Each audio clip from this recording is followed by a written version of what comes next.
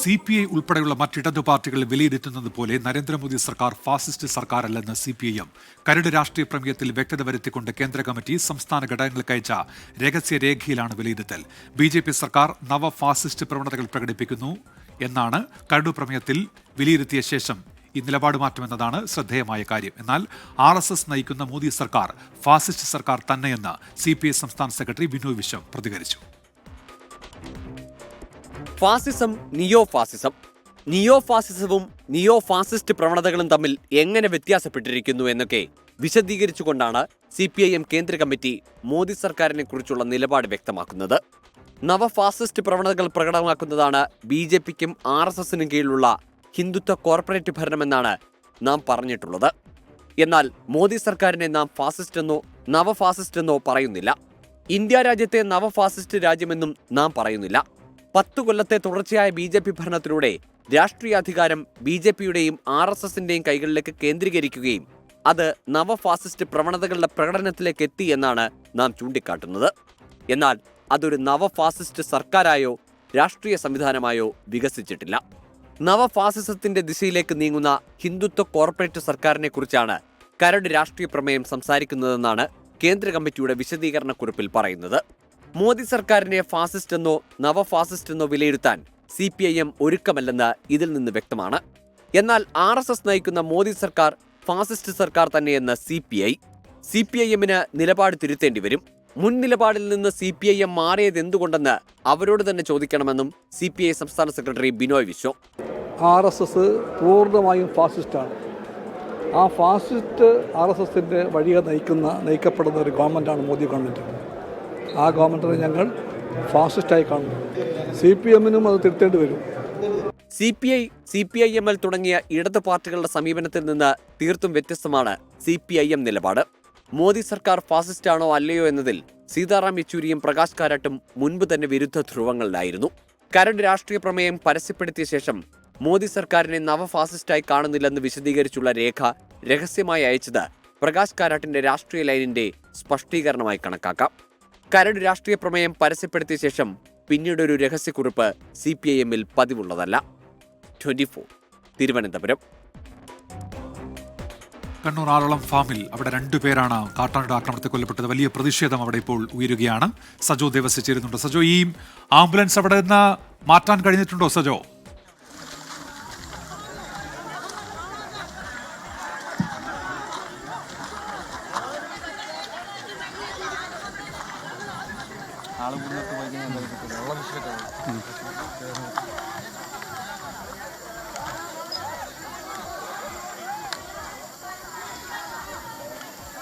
ഉന്മേഷ്, നിലവിൽ നേരത്തെ സബ് കളക്ടറും ജനപ്രതിനിധികളും ഉൾപ്പെട്ട സംഘം, വനംവകുപ്പ് ഉദ്യോഗസ്ഥരും ഉൾപ്പെട്ട സംഘം ചർച്ച നടത്തി ഏറ്റവും ഒടുവിൽ, അതായത് നാളെ വനംവകുപ്പ് മന്ത്രി ഉൾപ്പെടെയുള്ള സംഘം 3 മണിക്ക് ആറളം പഞ്ചായത്തിൽ സർവകക്ഷി യോഗം ചേരും. വനംവകുപ്പ് മന്ത്രി നേരിൽ പങ്കെടുക്കും. അതുപോലെ റവന്യൂ വകുപ്പിന്റെയും വനം വകുപ്പിന്റെയും പട്ടികവർഗ വകുപ്പിന്റെയും ഒക്കെ ഉദ്യോഗസ്ഥരടങ്ങുന്ന സംഘം ഫാം സന്ദർശിക്കുകയും ചെയ്യും എന്ന ഉറപ്പാണ് നേരത്തെ ഈ ചർച്ചകൾക്ക് ശേഷം ജനപ്രതിനിധികളും ഉദ്യോഗസ്ഥരും ചേർന്ന് നടത്തിയ ചർച്ചകൾക്ക് ശേഷം ഇവിടെ എത്തി നാട്ടുകാരെ അറിയിച്ചത്. പക്ഷേ നാട്ടുകാർ അതിന് വഴങ്ങാൻ തയ്യാറായില്ല. നേരത്തെ കളക്ടർ ഇവിടെ എത്തിയിരുന്നു. സബ് കളക്ടറോട് നിലവിൽ ഇപ്പോഴും ഈ 2 മൃതദേഹങ്ങളും ഈ ആംബുലൻസിൽ തന്നെയാണ്. നാട്ടുകാർ ആ വാഹനങ്ങൾ തടഞ്ഞു വെച്ചിരിക്കുകയാണ്. അത് വിട്ടു നൽകാൻ തയ്യാറായിട്ടില്ല. വലിയ പ്രതിഷേധം സബ് കളക്ടർക്കും ഉദ്യോഗസ്ഥർക്കും നേരെ നാട്ടുകാർ ഉയർത്തുന്ന ദൃശ്യങ്ങൾ നമ്മൾ കണ്ടു. അതായത് അവർ പറയുന്ന അവരുടെ ആവശ്യങ്ങൾ സംബന്ധിച്ച് കൃത്യമായി ഉറപ്പ് വേണം, അത് എഴുതി നൽകണം. ഇവിടെ നിരവധി ജീവനുകൾ ഇതിനകം പൊലിഞ്ഞു. ഇവിടെയുള്ള ആളുകൾക്ക് ഇവിടെ ജീവിക്കാൻ കഴിയുന്നില്ല. അവരുടെ ജീവനും സ്വത്തിനും സംരക്ഷണമില്ല. അതുകൊണ്ട് തന്നെ ഇപ്പോൾ ഇങ്ങനെയുള്ള വെറും വാക്കുകൾ, ഇവിടെ നിന്ന് മൃതദേഹം കൊണ്ടുപോകുക, അങ്ങനെ ഈ പ്രശ്നത്തെ എങ്ങനെയെങ്കിലും മറികടക്കുക എന്നതിനപ്പുറത്തേക്കുള്ള ഒരു ഉറപ്പുകളും ഒന്നും കാര്യമായി ലഭ്യമാകുന്നില്ല. അത് പലതവണ കണ്ടതാണ് എന്നവർ പറയുന്നു. പോലീസുമായി വാക്കുതർക്കമുണ്ടാവുകയും വലിയ പ്രതിഷേധത്തിലേക്ക് പോവുകയും ചെയ്ത ഒടുവിൽ പോലീസ് ഇടപെട്ട് സബ് കളക്ടർ ഇവിടെ നിന്ന് നീക്കിയിട്ടുണ്ട്. സബ് കളക്ടർ ഇവിടെ നിന്ന് മടങ്ങിയിട്ടുണ്ട്. മറ്റ് ജനപ്രതിനിധികളടക്കം ചില ഉദ്യോഗസ്ഥരും വനംവകുപ്പ് ഉദ്യോഗസ്ഥരടക്കമുള്ളവർ ഇവിടെ നിന്ന് യഥാർത്ഥത്തിൽ മടങ്ങിയിട്ടുണ്ട്. അതേസമയം നാട്ടുകാർ ഇവിടെ സംഘടിച്ച് തന്നെ നിൽക്കുകയാണ്. വലിയ പോലീസ് സന്നാഹം സംഭവ സ്ഥലത്ത് ഉണ്ട് താനും. ഇതിനിടെ സബ് കളക്ടറെ നാട്ടുകാർ അവരുടെ സബ് കളക്ടറുടെ വാഹനം തടഞ്ഞു വെക്കുന്ന സ്ഥിതിയുണ്ടായി. പിന്നീട് പോലീസ് ഇടപെട്ട ആ വാഹനം ഇപ്പോൾ കടത്തിവിട്ടിട്ടുണ്ട്. ഫാമിന് പുറത്തേക്ക് ഇതിനകം സബ് കളക്ടറുടെ അടക്കമുള്ള ഉദ്യോഗസ്ഥരുടെ വാഹനങ്ങൾ കടന്നുപോയിട്ടുണ്ട്. പക്ഷേ ഇപ്പോഴും ഈ കാട്ടാന ചവിട്ടിക്കൊന്ന 2 വയോധികരുടെ മൃതദേഹങ്ങൾ ഇപ്പോഴും ഇവിടെ ആംബുലൻസിൽ തന്നെ, ആറളം ഫാമിന്റെ 13-ാം ബ്ലോക്കിലെ ആംബുലൻസിൽ തന്നെ തുടരുകയാണ്. തുടരുകയാണ് എന്നതാണ് ഇതിലൊരു പ്രധാനപ്പെട്ട കാര്യം. നാട്ടുകാർ പറയുന്ന ഇത്തരം സംഭവങ്ങൾ തുടർച്ചയായി ഉണ്ടാകുന്നു. ആനമതിൽ പദ്ധതിയുണ്ട്, അത് പൂർത്തീകരിക്കപ്പെടുന്നില്ല. ഫെൻസിംഗിന്റെ കാര്യം ഉന്നയിക്കുന്നു. അങ്ങനെ പലവിധ സുരക്ഷാ കാര്യങ്ങൾ RRT സംഘത്തെ കൂടുതൽ അംഗബലമുള്ള മനുഷ്യവിഭവശേഷിയുള്ള ആളുകളെ നിയോഗിക്കുക തുടങ്ങി ഫാമിലുള്ള പുനരധിവാസ മേഖലയിലുള്ള ജനങ്ങളുടെ സുരക്ഷ ഉറപ്പാക്കാൻ ശാശ്വതമായതും തുടർച്ചയുള്ളതുമായ പദ്ധതികൾ നടപ്പാക്കേണ്ടതുണ്ട്. അതല്ലാതെ വെറും വാക്ക് പറഞ്ഞിട്ട് കാര്യമില്ല എന്ന നിലപാട് ഇവിടെയുള്ള ആളുകൾ ഇപ്പോഴും സ്വീകരിക്കുകയാണ്. അവർ ഈ ആംബുലൻസുകൾ, അതായത് ഈ കാട്ടാന ആക്രമണത്തിൽ കൊല്ലപ്പെട്ട 2 പേരുടെയും മൃതദേഹങ്ങൾ ഇവിടെ നിന്ന് പരിയാരത്തേക്ക് കൊണ്ടുപോവുകയും അവിടെ നാളെയോടുകൂടി പോസ്റ്റ്മോർട്ടം പൂർത്തീകരിച്ച് തുടർന്ന് ഇങ്ങോട്ടേക്ക് എത്തിച്ച് സംസ്കരിക്കുക എന്നതാണ് തീരുമാനം. പക്ഷേ നാട്ടുകാർ പറയുന്നത് ജില്ലാ കളക്ടർ തന്നെ നേരിട്ടെത്തട്ടെ എന്നാണ് പറയുന്നത്. പക്ഷേ ജില്ലാ കളക്ടറെ പ്രതിനിധീകരിച്ച് സബ് കളക്ടറാണ് ഇങ്ങോട്ടേക്ക് വന്നത്. സബ് കളക്ടർ കാര്യങ്ങൾ വിശദീകരിക്കാൻ ശ്രമിച്ചു. അദ്ദേഹം പറഞ്ഞത് ഈ വിഷയങ്ങളൊക്കെ നേരത്തെ തന്നെ ഈ നഷ്ടപരിഹാരം എന്ന നിലയ്ക്ക് ആദ്യഘട്ടത്തിൽ 5 ലക്ഷം രൂപ വീതം എന്നത് ആ കുടുംബത്തിന് തന്നെ കൈമാറുക എന്നൊരു തീരുമാനം. മറ്റൊന്ന് വനം വകുപ്പ് മന്ത്രി 3 മണിക്ക് ഇവിടെ സന്ദർശിക്കുന്നു. അതിന് മുന്നോടിയായി ആറളം പഞ്ചായത്ത് ഓഫീസിൽ സർവകക്ഷി യോഗം, ഉദ്യോഗസ്ഥർ കൂടി പങ്കെടുക്കുന്ന സർവകക്ഷി യോഗം എന്ന നിലയ്ക്ക് തീരുമാനം പറഞ്ഞു. പക്ഷേ ആ കാര്യത്തിൽ ജനങ്ങൾ, നാട്ടുകാരെ സംബന്ധിച്ചിടത്തോളം ഇത്തരം കാര്യങ്ങളിൽ ആത്യന്തികമായി ഒന്നും സംഭവിക്കുകയില്ല.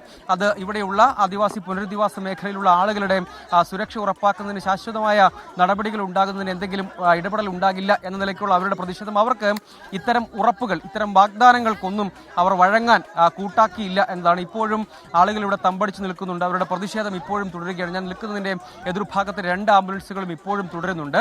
ആ ആംബുലൻസുകൾ പുറത്തേക്ക് കൊണ്ടുപോകുക എന്നത് നടപടിക്രമങ്ങൾ പൂർത്തീകരിക്കുക. ഒരു ദാരുണമായ സംഭവം ഉണ്ടായി. പക്ഷേ അപ്പോൾ പോലും 2 മനുഷ്യരുടെ മൃതദേഹങ്ങൾ മോർച്ചറിയിലേക്ക് കൊണ്ടുപോകണം, പിന്നീട് പോസ്റ്റ്മോർട്ടം ഉൾപ്പെടെ നടപടികൾ നടക്കണം.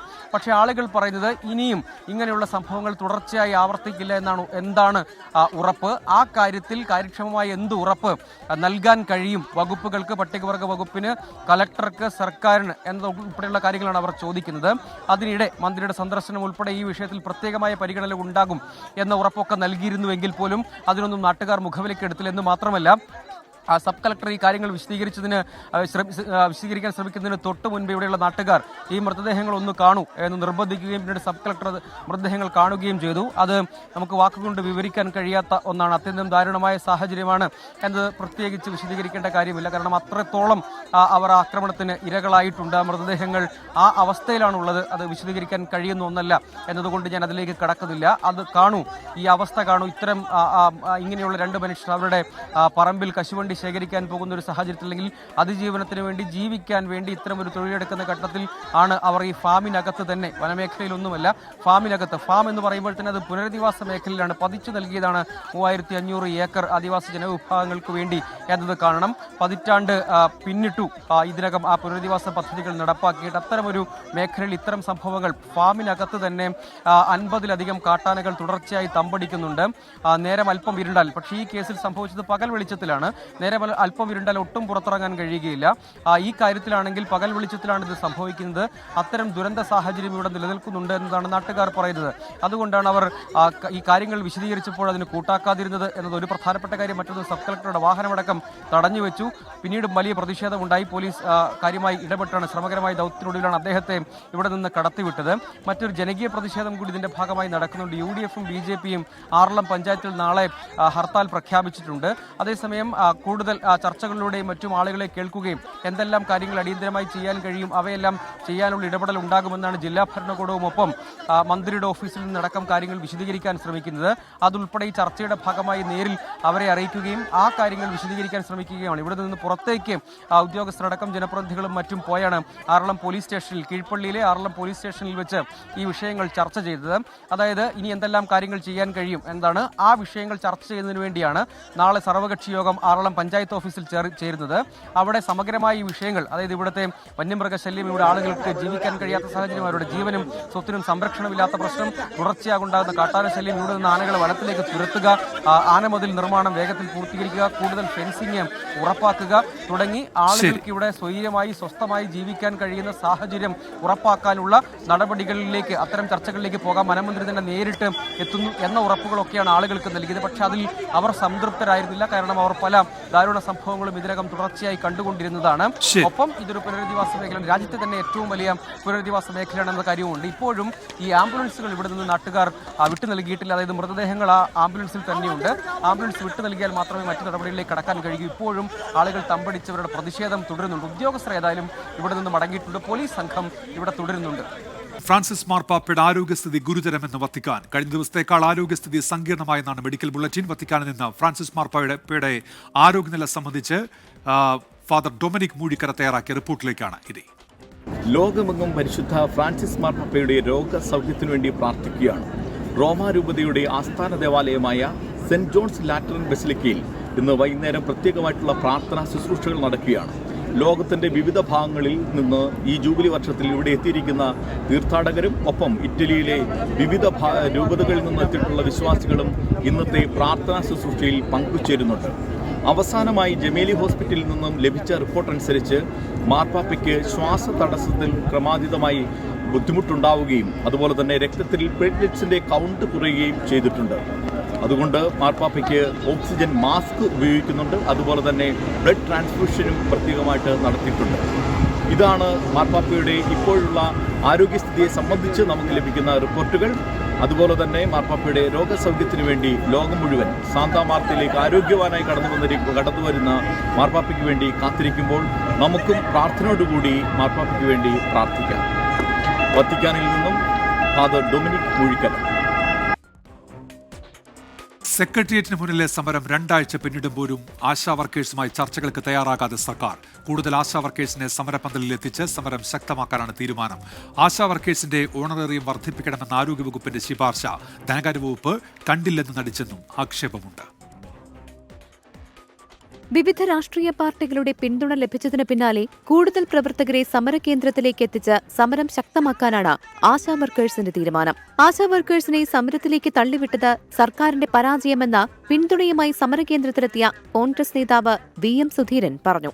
ആശാ സഹോദരിമാരെ ഒരു സമരത്തിലേക്ക് തള്ളിവിടാൻ പാടില്ലായിരുന്നു.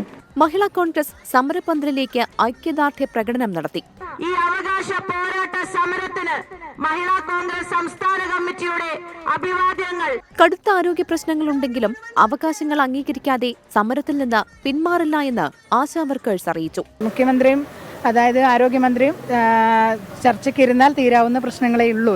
അതിനിടെ 26,000 ആശാ വർക്കർമാരിൽ ആരൊക്കെയാണ് സമരത്തിൽ പങ്കെടുക്കുന്നത് എന്ന് കണ്ടെത്താൻ സർക്കാർ കണക്കെടുപ്പ് തുടങ്ങി. ഓണറേറിയം 1000 രൂപയെങ്കിലും വർദ്ധിപ്പിക്കണമെന്ന് ആരോഗ്യവകുപ്പ് ഡിസംബറിൽ നൽകിയ ശുപാർശ പരിശോധിക്കാൻ പോലും ധനവകുപ്പ് തയ്യാറായില്ല. മുൻ ആരോഗ്യമന്ത്രി VS ശിവകുമാർ, കുട്ടനാട് നെൽ കർഷക സംരക്ഷണ സമിതി നേതാക്കളടക്കം നിരവധി പേർ സമരത്തിന് പിന്തുണയുമായി എത്തി. 24 തിരുവനന്തപുരം. കരിങ്കൊടി പ്രതിഷേധത്തിന് നടുവിൽ യൂത്ത് കോൺഗ്രസുകാരോട് തർക്കിച്ച ആരോഗ്യമന്ത്രി വീണ ജോർജ്. പത്തനംതിട്ട റാന്നിയിലാണ് യൂത്ത് കോൺഗ്രസ് പ്രവർത്തകർ മന്ത്രിയെ കരിങ്കൊടി കാണിക്കാനെത്തിയത്. പോലീസിനോട് മാറി നിൽക്കാൻ മന്ത്രി ആവശ്യപ്പെടുകയായിരുന്നു. ആശാ വർക്കേഴ്സ് സമരത്തിന് ഐക്യദാർഢ്യം പ്രകടിപ്പിച്ചായിരുന്നു യൂത്ത് കോൺഗ്രസിന്റെ പ്രതിഷേധം.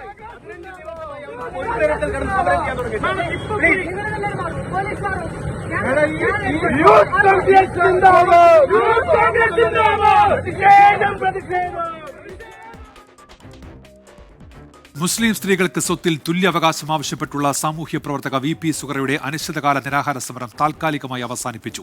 സമയപരിധി കഴിഞ്ഞതിനെ തുടർന്ന് ഡൽഹി പോലീസ് VP സുഹറയെ കസ്റ്റഡിയിലെടുത്ത് വിട്ടയച്ചിരുന്നു. കേന്ദ്രമന്ത്രി സുരേഷ് ഗോപി സംസാരിച്ചതിന്റെ അടിസ്ഥാനത്തിലാണ് താൽക്കാലികമായി സമരം അവസാനിപ്പിച്ചത്. VP സുഹറയുടെ ആവശ്യങ്ങളിൽ കേന്ദ്രമന്ത്രിമാരുമായി സംസാരിച്ച് തുടർ സാധ്യതകൾ തേടുമെന്ന് കേന്ദ്രമന്ത്രി സുരേഷ് ഗോപി 24നോട് പറഞ്ഞു. മാതാപിതാക്കളുടെ സ്വത്തിൽ മുസ്ലിം പുരുഷന് തുല്യമായ അവകാശം സ്ത്രീക്കും അനുവദിച്ചു കിട്ടുന്നതിന് വേണ്ടിയാണ് സാമൂഹ്യ പ്രവർത്തകയും എഴുത്തുകാരിയുമായ VP സുഹ്റ ഡൽഹിയിൽ അനിശ്ചിതകാല നിരാഹാര സമരം ആരംഭിച്ചത്.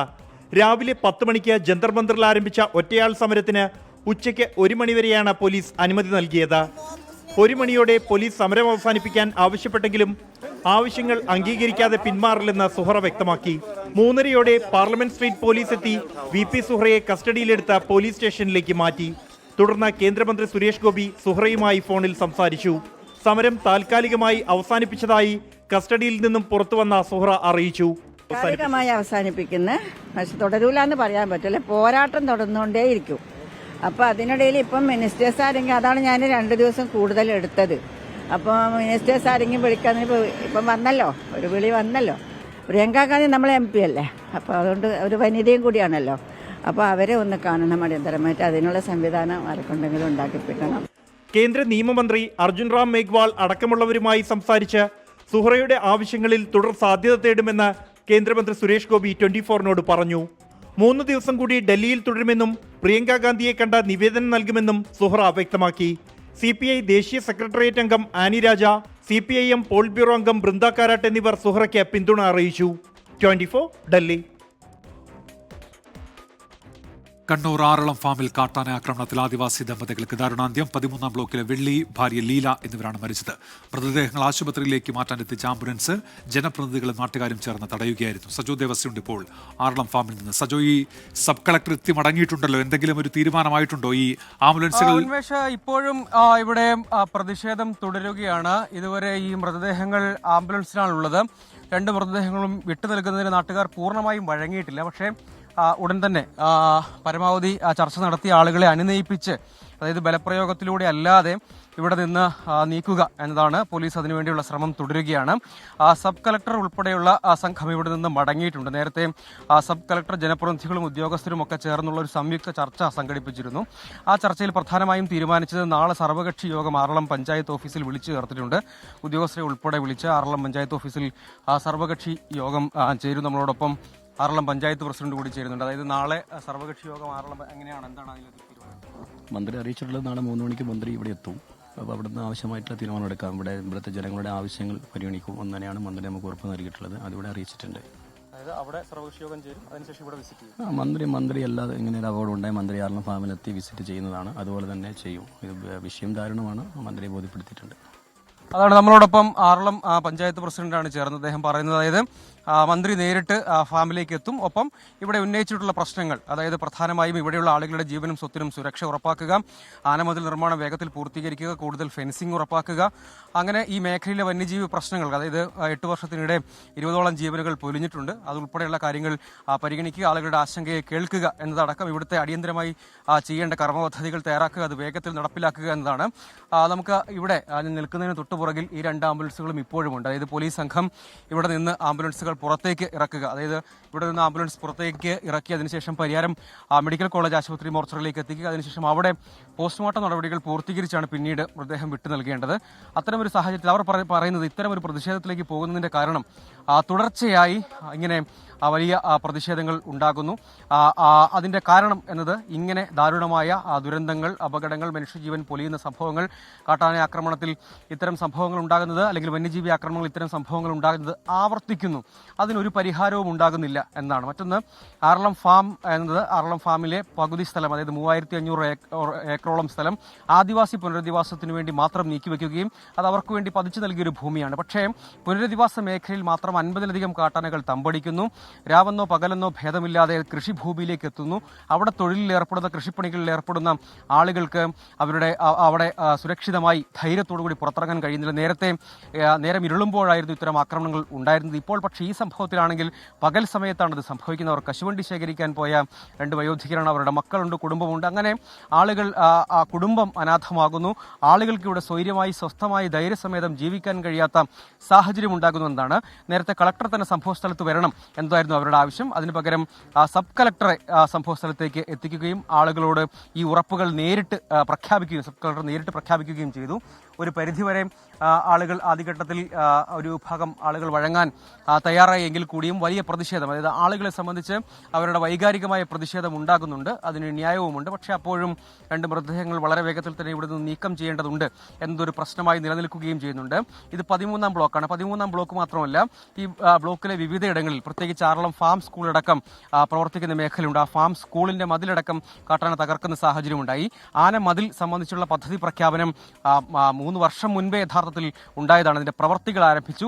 ഭാഗികമായി അതിന്റെ പ്രവർത്തനങ്ങൾ നടക്കുന്നുണ്ട്. പക്ഷേ ഇപ്പോൾ അതിന്റെ കരാർ പ്രവൃത്തികൾ ഇഴയുകയാണ്. അത് പൂർത്തീകരിക്കേണ്ടതുണ്ട്. അത് കൂടാതെ ഫാമിന് അത് മുഴുവൻ പൂർത്തീകരിക്കുക, പിന്നീട് ചുറ്റുവട്ടം, ജനവാസ മേഖലയ്ക്ക് ചുറ്റുവട്ടവും ഫെൻസിംഗ് ഉറപ്പാക്കുകയും ഫാമിനകത്ത് അഥവാ പുനരധിവാസ മേഖലയ്ക്ക് അകത്ത് തമ്പടിച്ച ആനകളെ വനത്തിലേക്ക് പൂർണ്ണമായും തുരത്തുകയും ചെയ്താൽ മാത്രമേ ഒരു സുരക്ഷ എന്ന കാര്യത്തിൽ എന്തെങ്കിലും ഒരു പരിപൂർണമായ ഉറപ്പിലേക്കൊക്കെ പോകാൻ കഴിയുകയുള്ളൂ. അപ്പോൾ നിലവിലെ സാഹചര്യത്തിൽ അപകടം ക്ഷണിച്ചു വരുത്തിയിരിക്കുകയാണ് എന്നാണ് നാട്ടുകാർ പറയുന്നത്. ഫാമിനകത്ത് തന്നെ ജനവാസ മേഖലയിൽ തന്നെ കാട്ടാനകൾ തുടരുന്നു. അവ വനത്തിലേക്ക് തിരികെ പോകുന്നില്ല എന്ന സാഹചര്യം. എപ്പോൾ വേണമെങ്കിലും കൂടുതൽ ആളുകൾ അപകടത്തിൽപ്പെടാനുള്ള ഒരു സാഹചര്യമുണ്ട്. അങ്ങനെ സുരക്ഷാ മുൻകരുതൽ എന്ന നിലയ്ക്ക് എടുക്കാൻ കഴിയുന്ന ഒരുപാട് കാര്യങ്ങളുണ്ട്. അത് പക്ഷേ ഉണ്ടാകുന്നില്ല എന്നതാണ് നാട്ടുകാരുടെ ഒരു പ്രധാനപ്പെട്ട പരാതി. അതുകൊണ്ടാണ് ഇപ്പോഴും വലിയ പോലീസ് സന്നാഹം സംഭവ സ്ഥലത്തുണ്ട്. ഇപ്പോൾ വനംവകുപ്പ് ഉദ്യോഗസ്ഥരടക്കമുണ്ട്. അവർക്ക് ഇപ്പോഴും ആംബുലൻസ് ഇവിടെ നിന്ന് കൊണ്ടുപോകാൻ കഴിഞ്ഞിട്ടില്ല. നമുക്ക് ആ ദൃശ്യങ്ങളിലേക്ക് കൂടി പോകാം എന്ന് കരുതുകയാണ്. കാരണം ഇപ്പോഴും ഈ 2 ആംബുലൻസുകൾ, അതായത് മൃതദേഹങ്ങൾ ഈ 2 ആംബുലൻസുകളിലായാണ് ഉള്ളത്. ഇവിടെ നിന്ന് വിട്ടു നൽകാൻ അവർ തയ്യാറായിട്ടില്ല. ഇരിട്ടി ഡിവൈഎസ്പി ഉൾപ്പെടെയുള്ള പോലീസ് സംഘം ഇപ്പോഴും സ്ഥലത്തുണ്ട്. ആളുകളുടെ പ്രതിഷേധം, അതായത് ഇവിടെയുള്ള പുനരധിവാസ മേഖലയിലുള്ള ജനങ്ങളുടെ പ്രതിഷേധം ഇപ്പോഴും തുടരുകയാണ്. അവരെ അനുനയിപ്പിക്കാനുള്ള ശ്രമം പോലീസിന്റെ ഭാഗത്തു നിന്നും തുടരുകയും ചെയ്യുന്നു. സബ് കളക്ടർ ഉൾപ്പെടെയുള്ള സംഘം ഇവിടെ നിന്ന് മടങ്ങിപ്പോയിട്ടുണ്ട്. ഒപ്പം നാളെ UDF-ഉം BJP-യും ആറളം പഞ്ചായത്തിൽ ഹർത്താൽ പ്രഖ്യാപിച്ചിട്ടുണ്ട്. ഇവരുടെ പ്രതിഷേധവും തുടരുന്നുണ്ട്. അതിനിടെ സർവകക്ഷി യോഗവും വൈകിട്ട് 3 മണിക്ക് വനം മന്ത്രിയുടെ സന്ദർശനവും ഉൾപ്പെടെയുള്ള കാര്യങ്ങളുണ്ടാകും. ഇപ്പോഴും ആളുകൾ അവരുടെ പ്രതിഷേധം ഇവിടെ തുടരുന്നു. അവരെ അനുനയിപ്പിക്കാനുള്ള ശ്രമം പോലീസിന്റെ അടക്കം ഭാഗത്ത് നിന്ന് തുടരുകയും ചെയ്യുകയാണ്. ഉന്മേഷ്, ആംബുലൻസ് ഇതുവരെ അവിടെ നിന്ന് നീക്കാൻ കഴിഞ്ഞിട്ടില്ല. ഇപ്പോഴും പ്രതിഷേധം തുടരുകയാണ്. നാളെ സർവകക്ഷി യോഗം ചേരുന്ന കാര്യങ്ങളടക്കം അറിയിച്ചിട്ടും വലിയ പ്രതിഷേധത്തിൽ തന്നെയാണ് അവിടെ ആറളം ഫാമിൽ അവർ. സജു ദിവസിയാണ് വിവരങ്ങൾ നൽകിയത്. സർക്കാർ ഉറപ്പുകൾ പാലിച്ചില്ലെന്നാരോപിച്ച് കുടിൽ കെട്ടി സമരവുമായി മുണ്ടക്കൈ ചുരൽമല ഉരുൾപൊട്ടൽ ദുരന്തബാധിതർ. ഉരുൾപൊട്ടൽ മേഖലയിലേക്ക് ദുരന്തബാധിതർ നടത്തിയ പ്രതിഷേധ മാർച്ച് പോലീസ് തടഞ്ഞതിനെ തുടർന്ന് വലിയ പ്രതിഷേധമുണ്ടായി. പുനരധിവാസ നടപടികൾ വേഗത്തിലാക്കുമെന്നാണ് മന്ത്രി കെ രാജന്റെ പ്രതികരണം. ഒരു മകൻ ഉണ്ടായിരുന്നു, ആ മകനും കൂടി കൈയിട്ട് പോയി. അതുകൊണ്ട് ലിസ്റ്റിലെ പേരില്ല, 2ാമത് ലിസ്റ്റിലും പേര് വരുന്നു പറഞ്ഞു, അത് വന്നിട്ടില്ല. ഉരുൾപൊട്ടൽ ദുരന്തത്തിന്റെ നടുക്കുന്ന ഓർമ്മകൾ വിട്ടുമാറിയിട്ടില്ല. നഷ്ടപ്പെട്ട വേദനയുടെ നീറ്റലിലാണ് അവരിപ്പോഴും. താങ്ങാകുമെന്ന് കരുതിയ ഭരണ സംവിധാനം മെല്ലെപ്പോക്കിലാണ് എന്ന സംശയമാണ് ദുരന്തബാധിതരെ വീണ്ടും ആ ഭൂമിയിലെത്തിച്ചത്. ദുരന്തഭൂമിയിൽ ജനശബ്ദം ആക്ഷൻ കമ്മിറ്റിയുടെ നേതൃത്വത്തിലാണ് കുടിൽകെട്ടി സമരം. ബെയിലി പാലം കടന്ന് പ്രതിഷേധ മാർച്ച് നടത്താനുള്ള ദുരന്തബാധിതരുടെ ശ്രമം പോലീസ് തടഞ്ഞത് സംഘർഷത്തിന് ഇടയാക്കി.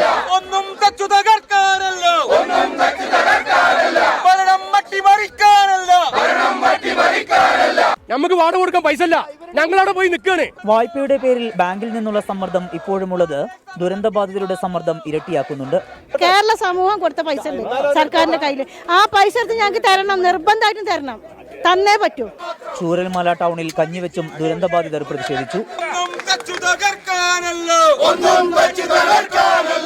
5 സെന്റിൽ കൂടുതൽ ഭൂമി ദുരന്തബാധിതർക്ക് നൽകാനാകുമോ എന്ന് പരിശോധിക്കുന്നുണ്ട് എന്നായിരുന്നു റവന്യൂ മന്ത്രി കെ രാജന്റെ പ്രതികരണം. ഇപ്പോ 5 സെന്റ് എന്ന വാദത്തിലൊന്നും മുറുകെ പിടിക്കുന്നില്ല ഗവൺമെന്റ്. അതിനേക്കാൾ കൂടുതൽ കൊടുക്കാനാകുന്ന സാഹചര്യമുണ്ടോ എന്ന് സർക്കാർ പരിശോധിക്കുകയാണ്.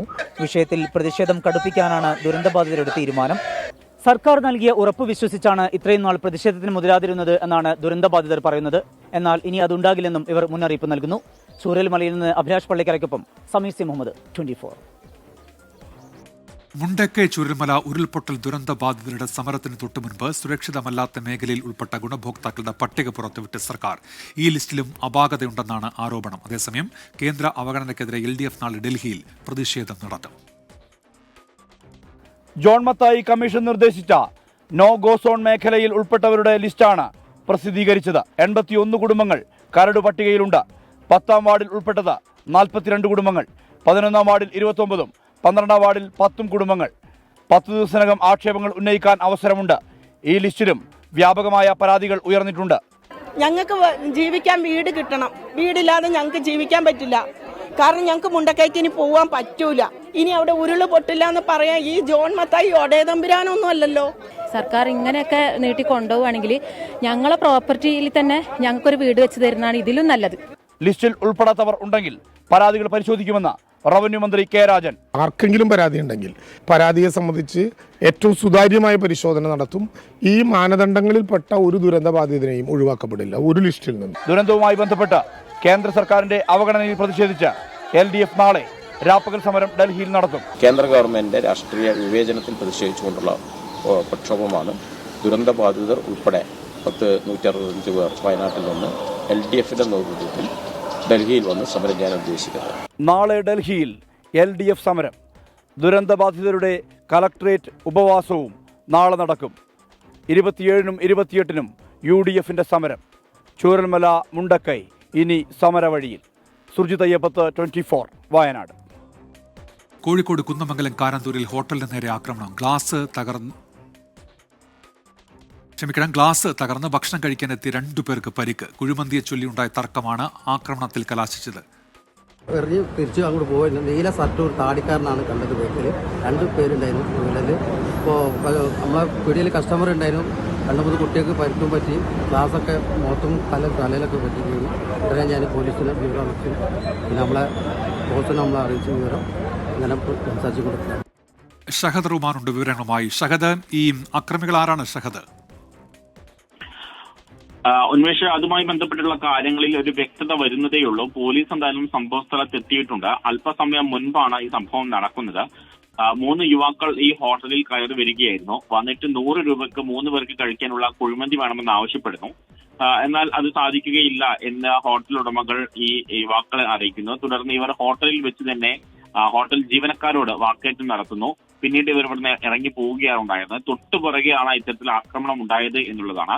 പക്ഷേ ഈ സംഭവം നടന്നത്, അതായത് കല്ലെറിഞ്ഞ് ഗ്ലാസ് പൊട്ടിച്ചതിന് ശേഷം ഈ യുവാക്കൾ ഓടി ഒളിക്കുകയായിരുന്നു എന്നുള്ളതാണ് പറയുന്നത്. അതുകൊണ്ട് ഇവർ ആരാണ് അല്ലെങ്കിൽ ഇവരുടെ മറ്റു വിശദാംശങ്ങൾ എന്താണ് എന്നത് സംബന്ധിച്ച് ഒരു വ്യക്തതയില്ല. എന്നാൽ അതേ സമയത്ത് ഈ ഹോട്ടലിൽ ആ സമയത്ത് ഭക്ഷണം കഴിച്ചുകൊണ്ടിരുന്ന 2 പേർക്ക് ഈ കല്ലേറിൽ പരിക്ക് പറ്റി എന്നുള്ളതാണ്.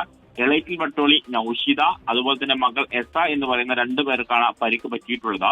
എന്തായാലും പോലീസ് ഇപ്പോൾ സംഭവ സ്ഥലത്ത് എത്തിയിട്ടുണ്ട്. അവിടുത്തെ CCTV ഉൾപ്പെടെ പരിശോധിച്ച് ഇതാരാണ് കുറ്റക്കാരി എന്നതടക്കമുള്ള കാര്യങ്ങളിൽ കണ്ടെത്തുകയും അവർക്കെതിരെ നടപടി സ്വീകരിക്കുകയും ചെയ്യും എന്നുള്ളൊരു കാര്യമാണ് നമുക്ക് ഈ ഒരു ഘട്ടത്തിൽ ലഭ്യമാകുന്ന വിവരം. ശരി, ഷഹദ് റഹ്മാനാണ് വിവരങ്ങൾ നൽകിയത്. 2022 സംസ്ഥാന മാധ്യമ പുരസ്കാരം 24-ന് മികച്ച വാർത്താവതാരകനായി 24 assistant executive editor S. Vijayakumar തിരഞ്ഞെടുക്കപ്പെട്ടു. K. മനോജ് കുമാർ, TM ഹർഷൻ, സണ്ണി ജോസഫ് എന്നിവരടങ്ങുന്ന ജൂറിയാണ് അവാർഡ് നിർണയിച്ചത്.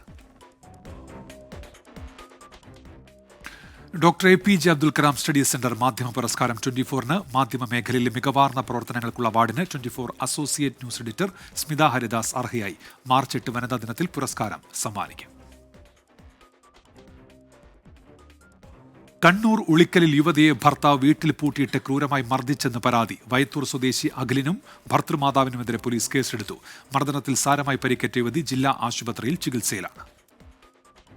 തിരുവനന്തപുരം സ്വദേശിനിയാണ് കണ്ണൂർ ഉളിക്കൽ സ്വദേശിയായ ഭർത്താവിനെതിരെ പരാതി നൽകിയത്.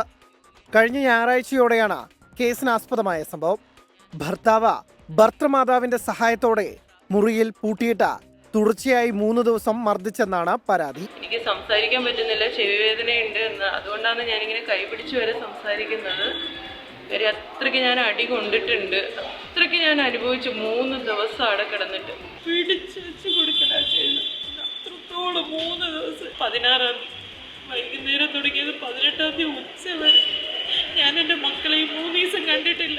പരാതിയിൽ ഉളിക്കൽ പോലീസ് കേസെടുത്ത് അന്വേഷണം തുടങ്ങി. 12 വർഷം മുമ്പായിരുന്നു ഇരുവരുടെയും വിവാഹം. വിവാഹശേഷം കുടുംബ പ്രശ്നങ്ങൾ സ്ഥിരമായതോടെ യുവതി ഭർത്താവിനൊപ്പമായിരുന്നില്ല കഴിഞ്ഞിരുന്നത്. അനുനയ ശ്രമത്തിന് പിന്നാലെ വീട്ടിൽ തിരിച്ചെത്തി.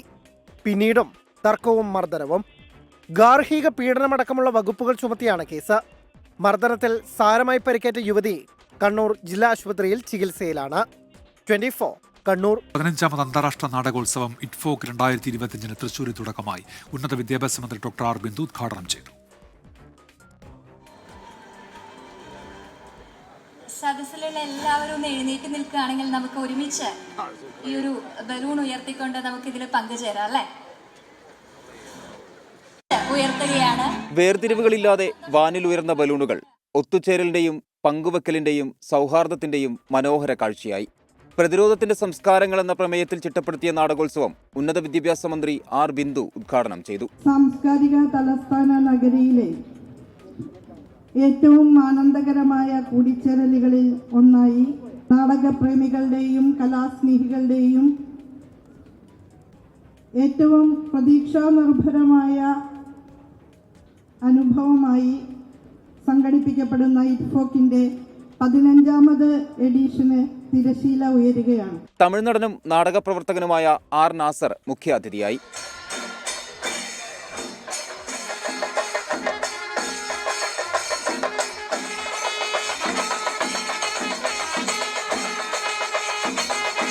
First, I have to thank wholeheartedly to Kerala Sangeet Natak Academy, who has evolved this space and time, which is called ITFOK 15th edition in 2025 here.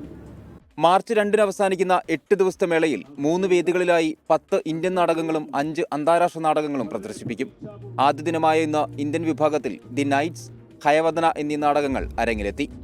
24 Thrissur. പത്രപ്രവർത്തകൻ എൻ രാമചന്ദ്രന്റെ സ്മരണാർത്ഥം എൻ രാമചന്ദ്രൻ ഫൗണ്ടേഷൻ ഏർപ്പെടുത്തിയ രാമേന്ദ്രൻ സ്മാരക പുരസ്കാരം അഭിനേത്രിയും ആക്ടിവിസ്റ്റുമായ ശബാന ആസ്മിക്ക് 1 ലക്ഷം രൂപയും ശില്പവും പ്രശസ്തി പത്രവും അടങ്ങുന്നതാണ് പുരസ്കാരം. ഈ മാസം 26 വൈകിട്ട് 4 മണിക്ക് തിരുവനന്തപുരം ട്രിവാൻഡ്രം ക്ലബ്ബിൽ നടക്കുന്ന ചടങ്ങിൽ doctor Shashi Tharoor MP award സമ്മാനിക്കുമെന്ന് ഫൗണ്ടേഷൻ പ്രസിഡന്റ് പ്രഭാവർമ്മയും സെക്രട്ടറി PP ജെയിംസും അറിയിച്ചു.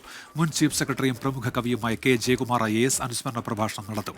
ചലച്ചിത്ര വികസന corporation chairman ഷാജിയൻ Karun, Kerala Kaumudi പത്രാധിപർ Dibu Ravi, managing director Anju Sreenivasan, മുൻമന്ത്രി ബാബു ദിവാകരൻ എന്നിവർ പങ്കെടുക്കും. ഇനി ഇന്നത്തെ സ്വർണ്ണവില. ഇന്നത്തെ സ്വർണ്ണനിരക്ക് സമർപ്പിക്കുന്നത് സ്പർശ ഗോൾഡ് ആൻഡ് ഡയമണ്ട്സ്. ഡിജിറ്റലാകൂ ഇനി സ്പർശയോടൊപ്പം.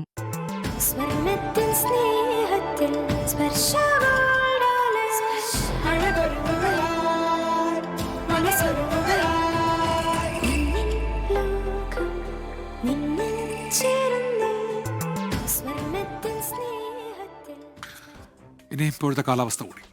ഇപ്പോഴത്തെ കാലാവസ്ഥ സമർപ്പിക്കുന്നത് Berger paints 100 years of trust.